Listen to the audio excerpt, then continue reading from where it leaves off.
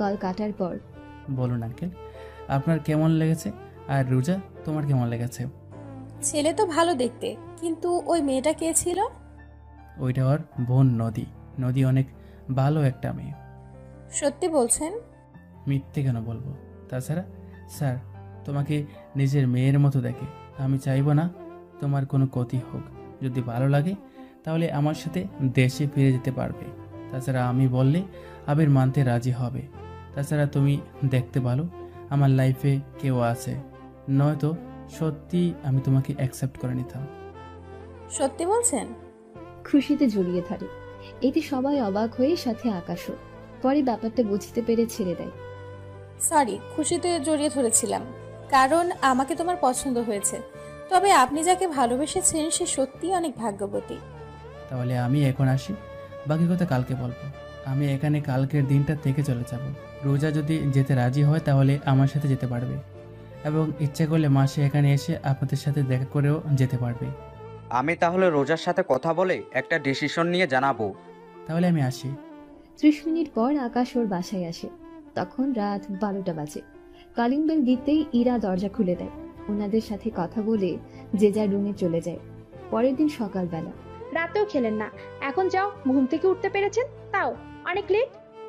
আসলে আমি একটা জায়গায় গিয়েছি, তাই আমার এত লেট হয়েছে। তাছাড়া আমি রাতে খেয়ে এসেছি, আপনাকে তো বললাম। রাতে খেয়ে কি উদ্ধার করে ফেলেছেন? সকালে যে খেতে হবে তা কি আপনি জানেন না? বিয়ের আগে তো দমক না জানি, বিয়ের পর কি করবে আল্লাহ জানে। কি ভাবছেন? 15 মিনিট সময় দিলাম, এর ভিতরে নাস্তা করে রেডি হয়ে খেয়ে নেবেন। ঠিক আছে, আমি আসতেছি। সকাল 10টার পর আকাশ ওনাদের নিয়ে পাহাড় দেখাতে নিয়ে যায়। ওখানে ওরা পাহাড় দেখছে।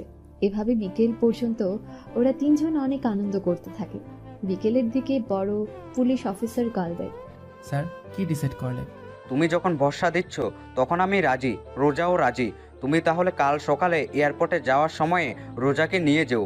তার সাথে রোজা যদি ওকে ভালো লাগে তাহলে ওদের বিয়ের কথাবার্তা বলতে আমরা আসব। ঠিক আছে, তাই হবে। কিছুক্ষণ পর আকাশ ওদের কাছে যায়। আমরা কিছুক্ষণ পর শপিংয়ে যাব। ওখান থেকে আপনারা নিজেদের মতো করে শপিং করবেন। আমাদের কিছু লাগবে না। দেখুন, এত সুন্দর জায়গায় এসে শপিং না করে যাবেন আন্টি? আচ্ছা, এত করে যখন বলছেন তখন আমি একটা শাড়ি কিনবো, আর মার জন্য একটা। ঠিক আছে, তাই হবে। তাহলে আমরা এখন শাড়ির দোকানে যাই। 20 মিনিট পর ওনারা শাড়ি দেখতে থাকে। তখন ইরার নাম্বারে মেসেজ আসে। তুমি সামনে থেকে শাড়িটা নাও আর 7 নম্বর ট্রায়াল রুমে চলে আসো। তুমি কোথায় এখন? যা বলছে তাই করো। ঠিক আছে, তাই করতেছি। ইরাও